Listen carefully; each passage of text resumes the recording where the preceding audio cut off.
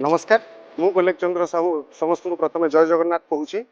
बर्तमान मुझे मोर गोटे नुआ प्लॉटिंग प्रोजेक्ट पाखक नहीं आसी जोटा प्रत्येक ओडिया मन थाए श्री जगन्नाथ धाम आम खंडे जगह था से बड़ ना छोट खंडे था जो आम समस्त गोटे डेस्टिनेशन पॉइंट हूँ पुरी तो से पुरी सहर पाखु मात्र 8 किलोमीटर डिस्टेंस चंदनपुर पाखरे आउ ता भी पुणी पूरा मेन रोड रू बहुत क्लोज माने आपण मेन रोड रू जस्ट गोटे मिनिट आपको 50 मीटर दूरतार प्लॉट पाइबे घर बारी plot 25 foot internal road street light आउ आप आज नहीं कल सांगे सांगे घर करेंगे आउ प्राइस भी बहुत जेन्युइन रोचे इंस्टांटली रेसिडेंशियल प्लॉटिंग प्रोजेक्ट जदि पूरी आखपाखे आप खोजुंट भिडियोटी देखूँ आउ बहुत लिमिटेड प्लॉट भी रोचे आउ बहुत एक्सपांड कर एरिया को डेवलप करने बहुत प्लानिंग अच्छी प्लांटेशन बहुत प्रकार फैसिलिटी आम भितर आपण मान नहीं आसबू आउ एंट्रांस प्लॉट सब आम सेल करुचे जोटा कि मेन रोड रू बहुत क्लोज